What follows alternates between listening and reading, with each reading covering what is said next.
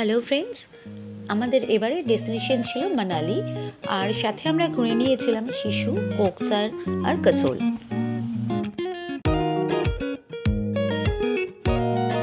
আমাদের journey date ছিল 20 জানুয়ারি 2024। Timely পৌঁছে যাওয়া ভেবে টিকিট করেছিলাম রাজধানীতে। আমাদের ট্রেন ছিল শিয়ালদা থেকে বিকেল 4:30 নাগাদ, আর পৌঁছানোর কথা ছিল দিল্লিতে নেক্সট ডে মর্নিং 10:30 নাগাদ। শুরুতে কিন্তু আমাদের ট্রেন বেশ ভালোই স্পিডে চলছিল, আর একটু পরপর টাইমলি খাবারও সেরে যাচ্ছিল সামনে। দিল্লি যে এখনো অনেক দূর সেটা কিন্তু আমরা সকালেই বুঝে গেছিলাম। জানুয়ারি মাসে এই সময় নাগাদ বেশ কুয়াশা হয়, যার জন্য কিন্তু সব ট্রেনই প্রায় লেট পৌঁছয় গিয়ে। আমাদের ট্রেন বেশ অনেকটাই লেট ছিল, লাঞ্চ টাইমও হয়ে গেছিল, তাই ওরা খিচুড়ি প্রোভাইড করেছিল আমাদের। কেমন জিনি খেতে? অলমোস্ট 8 ঘন্টা লেট করে আমাদের ট্রেন দিল্লি পৌঁছালো প্রায় 6:45 নাগাদ। দিল্লিতে আমাদের এক রিলেটিভের সঙ্গে মিট করা ছিল, তো ওর সঙ্গে দেখা করে আমরা সেখানেই ডিনার করলাম। দেন ওখান থেকে আমরা মানালির জন্য বেরিয়ে গেলাম। তখন প্রায় রাত 12টা বাজে। দিল্লি থেকে গাড়ি আমাদের প্রি বুকড ছিল দিল্লি টু দিল্লি, আর ওখানে স্টে ছিল 4 নাইটস, আর বাকি যাতায়াত মিলিয়ে 25,500-এ। বেশ খানিকক্ষণ চলার পরে আমাদের সবারই রিফ্রেশমেন্টের খুব দরকার হয়ে পড়েছিল। তো তখন সামনে এই সুন্দর ধাবাটা দেখে আমরা কিন্তু দাঁড়িয়ে গেছিলাম। ধাবাটা চণ্ডীগড়ের কাছাকাছি ছিল কোথাও একটা। তো প্রথমে আমরা ভেবেছিলাম যে একটু চা খাবো, দেন ওখান থেকে বেরিয়ে যাব, কিন্তু এদের এত সুন্দর সুন্দর মেনু দেখে কিন্তু আমরা আর লোভ সামলাতে পারিনি। এরপরে আমরা রওনা দিয়ে কিন্তু রাতে আর কোথাও থামিনি। বাইরে ভীষণ ঠান্ডা ছিল ওই এরিয়াতে, কিন্তু আমাদের গাড়িতে যেহেতু হিটার ছিল আমরা অতটা বুঝতে পারিনি। তো সারা রাত এভাবে চলে যখন ভোরের আলো একটু ফুটলো, তখন একটা ছোট্ট চায়ের দোকান থেকে আমরা সেখানে দাঁড়িয়েছিলাম।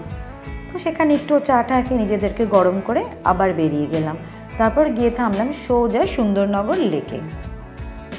এই লেকটা কিন্তু সত্যিই খুব সুন্দর। তোমরা এই রুটে এলে এখানে কিন্তু অবশ্যই নেমে একবার লেকটা ঘুরে দেখে নিও। এরপর আমরা আবার বেরিয়ে পড়লাম, আর তারপরে পৌঁছে গেলাম আমাদের ফাইনাল ডেস্টিনেশন মানালিতে। আমাদের মানালির হোটেলটা আমিই বুক করেছিলাম, তাও আবার ফার্স্ট টাইম এয়ারবিএনবি থেকে। তো আমি কিন্তু খুব ভয় ছিলাম যে কেমন হবে, যদি ভালো না হয় তাহলে তো সবাই আমাকে কথা শোনাবে।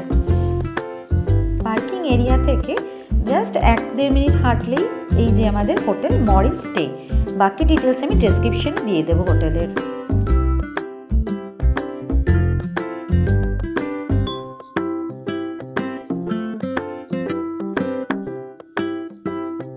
হোটেলের শুরুতেই খুব সুন্দর কোজি একটা রিসেপশন এরিয়া, আর ম্যানেজারও ভীষণ ভালো ছিল।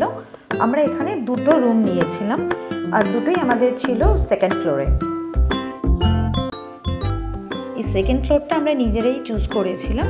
তো এটা হচ্ছে ফার্স্ট রুম, যেটা অলরেডি আমার মেয়ে জিনিসপত্র দিয়ে ভরিয়ে ফেলেছে। আর এটা হচ্ছে অপোজিটে আরেকটা রুম। দুটো রুম অলমোস্ট সেমই ভিউ, আর সব জিনিস অলমোস্ট একই। তো এখানে ছিল একটা বড় বেড, একটা সিটিং এরিয়া, ড্রেসিং টেবিল ছিল একটা ছোট, আর হচ্ছে এই অ্যামেজিং ভিউটা যেটা জানলা দিয়ে আমরা দেখতে পাচ্ছিলাম। এবার তোমাদেরকে দেখিয়ে দিই ব্যালকনি থেকে কত সুন্দর একটা ভিউ পাওয়া যাচ্ছে। পুরোটা একদম পাহাড়, চারিদিকে যত দূর চোখ যায় শুধু পাহাড় আর পাহাড়। আর এই দুটো রুমেই কিন্তু এরকম সুন্দর ব্যালকনি ছিল। আমাদের হোটেলে নিজস্ব রেস্টুরেন্ট ছিল না, তাই আমরা লাঞ্চ করার জন্য চলে গেছিলাম ম্যালে। আর সেদিন ওখানে একটা সেলিব্রেশন ছিল যেদিন আমরা পৌঁছেছিলাম। তো পুরো ম্যালটাকে কিন্তু ভীষণ সুন্দর করে ওরা সাজিয়েছিল।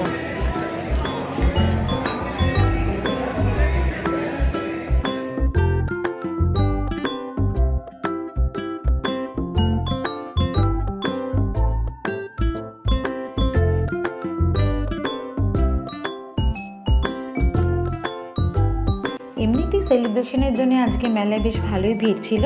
তো আমরা বেশিক্ষণ আর ঘোরাঘুরি না করে একটু ইভিনিং হতেই আবার ফিরে এসেছিলাম আমাদের হোটেলে। তোমাদের একটা জিনিস দেখাবো। আজকে যেহেতু সেলিব্রেশন ছিল, তোমরা জাস্ট ভিউটা দেখো। যখন আমরা ফিরে আসছিলাম দূর থেকে দেখতে পাচ্ছিলাম কত বাজি ফাটছিল মেলে। তোমাদের তো আগেই বললাম যে আমাদের হোটেলে নিজস্ব রেস্টুরেন্ট নেই, কিন্তু তাতে আমাদের কিন্তু কোনো রকম প্রবলেম হয়নি। হোটেলে জাস্ট নিচেই ছিল একটা খুব সুন্দর ছোট ধাবা। আমরা যে কদিন ছিলাম এখান থেকেই কিন্তু আমরা ডিনারটা করেছি। এখানে আমরা যা বলে দিতাম ওরা প্রিপেয়ার করে আমাদের প্যাক করে দিত, আর আমাদের এই প্লেটস অ্যান্ড বাকি জিনিস কিন্তু হোটেল থেকে প্রোভাইড করতো, আমরা ঘরে বসে খেয়ে নিতাম। এখন জানুয়ারি মাসের এন্ড, এই সময় কিন্তু মানালিতে স্নোফল হয়ে যাওয়ার কথা ছিল, কিন্তু এবার হয়নি এখনও। কিন্তু তাহলেও দেখো সকালবেলা দূরের ওই স্নো ক্যাপড মাউন্টেনগুলোর ওপরে সূর্যের আলো পড়ে কত সুন্দর লাগছে দেখতে।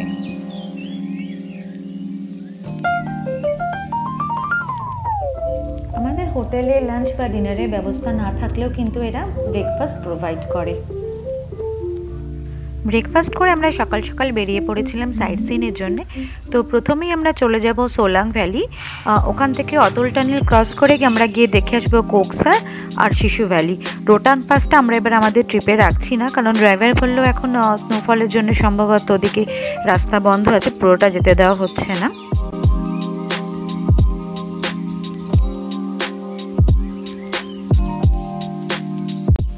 সোলাং ভ্যালি এসে কিন্তু আমরা সবাই কম বেশি একটু ডিসঅ্যাপয়েন্টেড হয়েছিলাম যে এখন জানুয়ারি মাসের শেষ আর এতটুকু কোথাও বরফ নেই।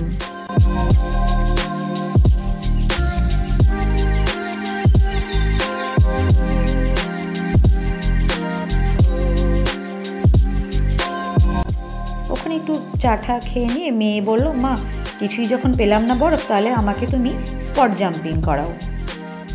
ওকে তোরা ওখানে তুলে নিয়ে গিয়ে ভালো মতো বেঁধে দিল, ব্যাস তারপরে সিন এখানেই কাট, এবারে সোজা একদম আকাশে। আমরা তো ভেবেছিলাম যে ও নিশ্চয়ই একটু ভয় পাবে, কিন্তু এতটুকু ভয় পায়নি, ভীষণ এনজয় করেছে এই ইভেন্টটা।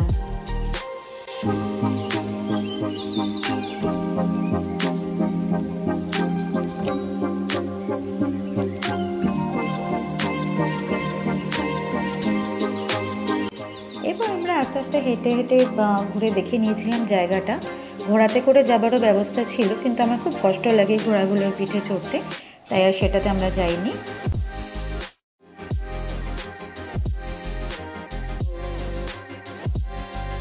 বাচ্চাকে দেখে কিন্তু বড়দেরও ইচ্ছে ছিল এই ধরনের অ্যাক্টিভিটিসগুলো করা, তো ওরাও জিপ লাইনটা করেছিল এখানে। বেশ অনেকটা ডিস্টেন্স পাহাড়ের এক মাথা থেকে ওরা ছেড়ে দিচ্ছে, আর এতটা ট্রাভেল করে সোজা আরেক মাথায় গিয়ে নামছে, আর এই গোপ্রো ওরাও প্রোভাইড করছে, নিজেদের থাকলে সেটাও নেওয়া যাচ্ছিল।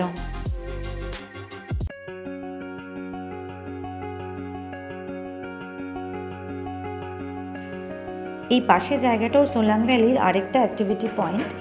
বরফ থাকলে এখানে নানা ধরনের স্নো অ্যাক্টিভিটি হয়, কিন্তু এবার তো বরফই ছিল না। আর অতল টানেল যাওয়ার সময় কিন্তু দেখো সাইডে পাহাড়ে বরফের পরিমাণটা আস্তে আস্তে বেড়ে যাচ্ছিল। আমরা কিন্তু অটল টানেলের সামনে চলে এসেছি একদম।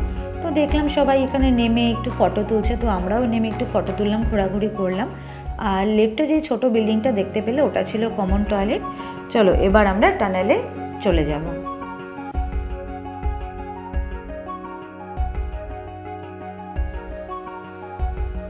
ফাইনালি আমরা টানেলে চলে এসেছি। অনেক দিন থেকে ইচ্ছা ছিল এটা দেখার। এটা কিন্তু মানালিতে আমার ফার্স্ট ভিজিট না, এটা আমার 4th ভিজিট। এর আগেও এসছি 3 বার, তখন অবশ্য এদিক ওদিক আরও কিছু জায়গায় গেছিলাম, তখন অটল টানেলটা ছিল না। চলো এতটা ভিডিও আর দিলাম না, অনেক লম্বা টানেল। তো এখানে টানেল এন্ড হচ্ছে। আমাদের ড্রাইভার দাদা আমাদের বলেছিল যে ম্যাডাম টানেল সে নিকলতে হি আপকো জান্নাত দিখেগা। দেখলাম সত্যিই তাই। তোমরা ডান দিকের ভিউটা দেখো, পুরো পাহাড়টা বরফে ঢেকে আছে। যদিও লেফট সাইডের পাহাড়ে এখনও স্নোফল হয়নি, কিন্তু এদিকে তাকালে অসাধারণ সুন্দর একটা ভিউ। তোমরা জাস্ট দেখো, কিছু বলার নেই ভিউটা নিয়ে। আর টানেল থেকে বেরিয়ে দুটো রাস্তা গেছে দুদিকে, ডান দিকেরটা গেছে কোকসার, আর লেফটের রাস্তাটা শিশু হয়ে চলে গেছে কেলংয়ে। আমরা শুরুতে যাচ্ছি কোকসারে।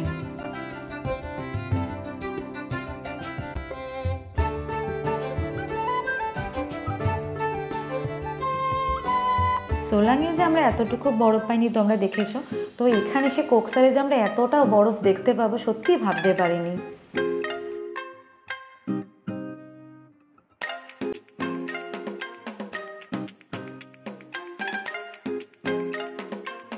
তবে একটা ভালো দিক হলো যে মানালিতে স্নোফল হয়নি বলেই হয়তো আমরা এই রাস্তাটায় আসতে পারলাম, পুরোটা দেখতে পাচ্ছি।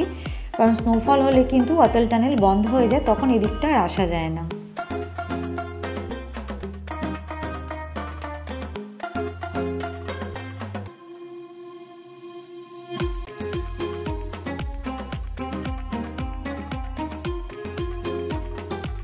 রাস্তার এই সুন্দর ভিউ দেখতে দেখতে আমরা ফাইনালি পৌঁছে গেলাম কোকসার।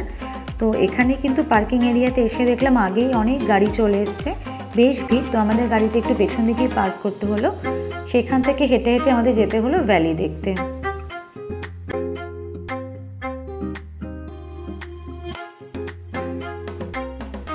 এই সুন্দর নদীটার উপর একটা ছোট্ট ব্রিজ, এই ব্রিজটা ক্রস করে কিন্তু ওপারে গিয়ে ভ্যালিটা দেখতে হবে।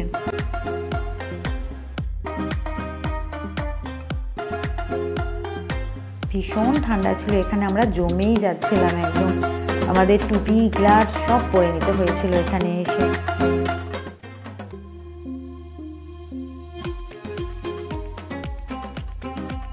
তো এখানে একটু ঘোরাঘুরি করতে আমাদের চোখে পড়লো খুব সুন্দর একটা মন্দির। তো ভাবলাম আগে মন্দিরটা দর্শন করে নিই, তারপরে না হয় বাকিটা ঘুরে দেখবো।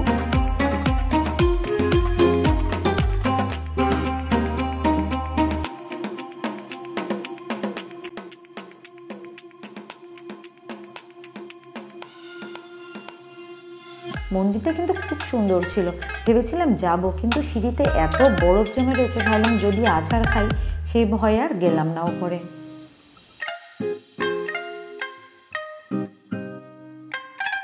মন্দির দর্শনের পরে কিন্তু আমরা পাহাড়ের সাইড দিয়ে আস্তে আস্তে অনেকটা ওপরের দিকে উঠে গেছিলাম, সেখানে অনেক বেশি বরফ জমেছিল আর অনেকেই দেখলাম বেশ এনজয় করছিল বরফ নিতে, আমরাও চলে গেলাম।